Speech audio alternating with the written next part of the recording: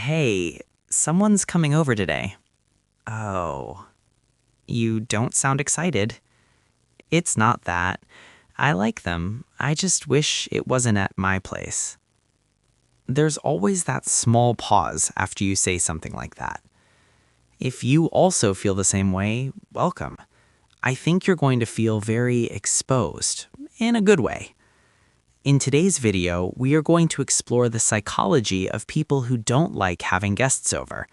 Without further delays, let's dive right in. Do you also feel like you're trying to explain a feeling that doesn't sound very reasonable out loud? Because on the surface, it doesn't make sense. You like the person. You enjoy talking to them. You don't have a problem meeting them outside.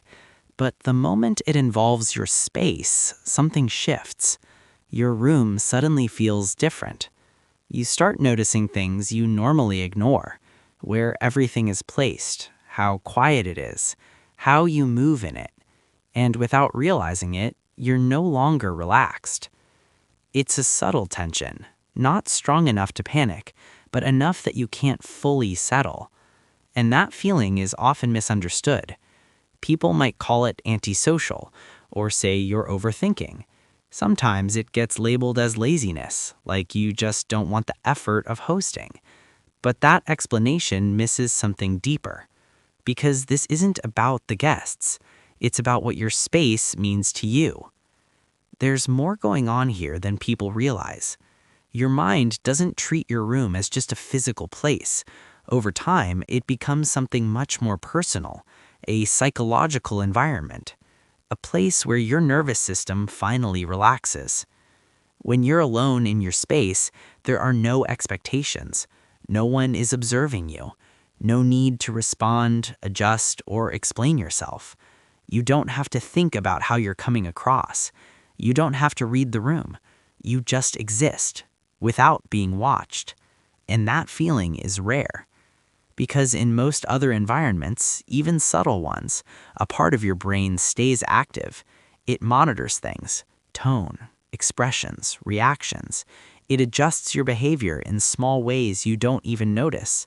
But in your own space, that layer turns off. That's why it feels like rest. So when someone enters that space, even someone you genuinely like, your brain shifts again. A small part of you turns back on. You become slightly more aware, slightly more present, slightly more on. Not dramatically, just enough that you're no longer fully at ease. Psychology suggests that social presence automatically activates a kind of internal monitoring system. You start tracking things, how the other person feels, what they might be thinking, how the interaction is going. For many people, this process is light. For others, it's deeper. If your mind is naturally more aware, more tuned in to subtle details, emotions, unspoken signals, then that shift becomes more noticeable. It's not overwhelming, but it's constant. And over time, that constant awareness becomes tiring. So your space becomes important, not just because it's yours, but because it's the only place where that layer disappears. And this often connects to your past experiences. Maybe you've spent time in environments where you had to be careful, where you had to read between the lines, where you were aware of how you were perceived. Or maybe your mind has always been like this, observant, thoughtful, quietly processing everything around you. In both cases, your system learns something, that being alone in your own space is where you can finally stop doing that, where you can drop the awareness, where nothing is required from you. So when someone comes over, it's not discomfort with them. It's the loss of that full release. And it's important to say this clearly. This doesn't make you a bad host. It doesn't mean you don't care about people. It doesn't mean you're avoiding connection. It simply means your nervous system finds comfort differently. Some people feel energized when others enter their space. They enjoy the presence, the activity, the shared environment. Others feel grounded when their space remains completely their own. Neither is better. They're just different ways of feeling safe. But there is a quieter layer to this. The same instinct that protects your peace can also create distance, sometimes without you realizing it. Because if your space is the only place you fully relax, then inviting people into it can feel like giving something up. Not something physical, but something internal, a kind of freedom. And over time, you might start choosing to keep that space untouched. Not because you don't want connection, but because you don't want to lose that feeling. And that's where the conflict appears. You value people, but you also value your space.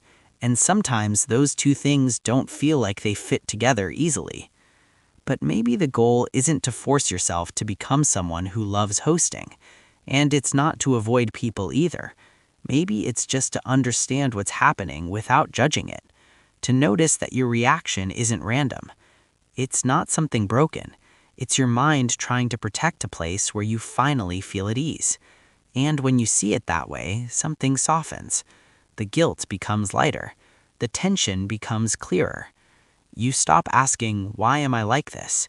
And start asking something more honest. What does this space give me that I don't get anywhere else? Because that answer matters. It tells you what your system actually needs. And once you understand that, you can start creating that feeling in more than just one place. Not by forcing it, but slowly recognizing it. So maybe the next time someone says they're coming over, instead of asking, what's wrong with me, you might ask something quieter. What is it about this space that I've been protecting all along? If you found this video relatable, then please subscribe to the channel so that you don't miss any of the new videos. See you soon.